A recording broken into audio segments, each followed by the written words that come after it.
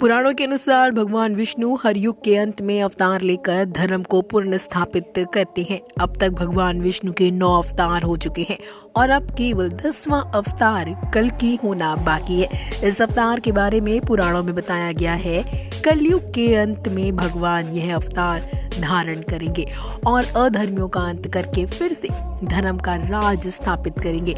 अभी कलयुग का आधा समय ही बीता है, इसलिए अभी इस अवतार का होना बाकी है। सतयुग, त्रेता और द्वापर युग के बाद अब कलयुग का अंत भी बेहद नजदीक है। हर युग में पाप का सर्वनाश करने के लिए भगवान विष्णु ने जन्म लिया था। शास्त्रों और कथाओं में बताया जाता है कि कलयुग के अंत के समय में प्रभु विष्णु अपने 10वें अवतार में जन्म लेंगे। कहा जाता है गुरु गोविंद सिंह जी कल्कि अवतार में वापस आएंगे। सिखों के 10वें गुरु, जिन्होंने खालसा पंथ की स्थापना की। 9 साल की उम्र में उन्होंने गुरु की गद्दी संभाली थी। मुगल सेना को चिड़िया और सिखों को बाज बताया था।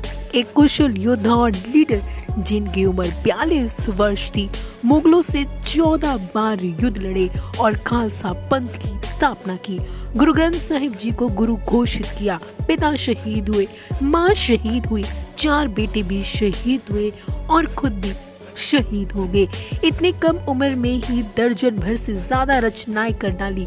ये सारा परिचय एक ही व्यक्ति श्री गुरु गोविंद सिंह जी का है, जो सिखों के 10वें गुरु थे। उनका पूरा जीवन प्रेरणा से भरा हुआ है। वे त्याग एवं बलिदान की प्रतिमूर्ति थे। दोस्तों, ऐसा कहा जाता है कि सिखों के 10वें गुरु श्री गुरु गोविंद सिंह जी कल्कि अवतार के रूप में जन्म लेंगे। श्री गुरु गोविंद सिंह जी ने भी भावी कल्कि अवतार और उनकी शक्ति को स्वीकार किया है। इसके बारे में गुरु गोविंद सिंह जी ने दशम ग्रंथ में लिखा है, भगवान विष्णु का 10वां अवतार कल्कि अवतार 100 सिखों का अवतार होगा। वे कहते हैं कि कल्कि भगवान कलयुग की समाप्ति पर श्वेत घोड़े पर सवार होकर पापियों और दुष्टों का संहार करने आएंगे। ऐसा कहा जाता है कि कल्कि अवतार की जो विशेषताएं ग्रंथों में लिखी है, वो ठीक सिखों के 10वें गुरु श्री गुरु गोविंद सिंह जी के साथ मेल खाती है। सिखों के 10वें गुरु श्री गुरु गोविंद सिंह जी भी शस्त्र रखते थे, शस्त्र विद्या में माहिर थे। वह भी घुड़सवारी करते थे, घोड़े पर सवार होते थे और बहादुर और कुशल योद्धा थे। कई ग्रंथों की रचना बहुत कम समय में कर ली थी। श्री गुरु गोविंद सिंह जी के पास भी तलवार थी और पौराणिक ग्रंथों में लिखा हुआ है कि कल्कि अवतार भी श्वेत घोड़े पर सवार होकर हाथों में तलवार लिए लड़ते हुए पापियों का नाश करते हुए आएगा।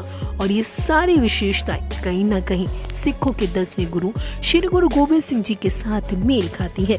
दोस्तों, क्या आप जानते हैं कि गुरु गोविंद सिंह जी की एक ऐसी कहानी, चमत्कारी कहानी है, जिसे सुनकर आपके होश उड़ जाएंगे और यह सुनने के बाद आपको यकीन हो जाएगा कि गुरु गोविंद सिंह जी ही शायद कल्कि अवतार के रूप में फिर से जन्म लेंगे। दोस्तों, ऐसा कहा जाता है श्री गुरु गोविंद सिंह जी के दाह संस्कार के बाद उनके शरीर के कोई भी अवशेष नहीं मिले थे। जी हाँ, बिल्कुल सही सुना आपने। देखिए, किसी के दाह संस्कार के बाद शरीर के कुछ अवशेष जरूर रह जाते हैं, लेकिन गुरु गोविंद सिंह जी के मामले में ऐसा नहीं था। कहा जाता है कि उनकी चिता से उनके या उनके घोड़े की कोई राख तक नहीं मिली थी। कुछ लोगों का कहना है कि उन्होंने गुरु गोविंद सिंह जी को दाह संस्कार के बाद भी देखा है अपने घोड़े के साथ, और उन्होंने कई लोगों की मदद तक करी है। आखिर ऐसे ही कैसे संभव है? लेकिन अगर ध्यान से देखें तो यह कहानी, इस चमत्कारी कहानी और गुरु गोविंद सिंह जी के दाह संस्कार के बाद अवशेष ना मिलना इस और संकेत करता है कि शायद कल्कि अवतार के रूप में श्री गुरु गोविंद सिंह जी दोबारा जन्म ले सकते हैं, जो श्वेत घोड़े पर सवार होकर हाथों में तलवार लिए पापियों का नाश करते हुए आएंगे। आपका इस बारे में क्या ख्याल है? हमें कमेंट करके जरूर बताएं। और वहीं अब तक के लिए सिर्फ इतना ही। फैक्ट्स की दुनिया में डूब जाने के लिए आप सबका धन्यवाद।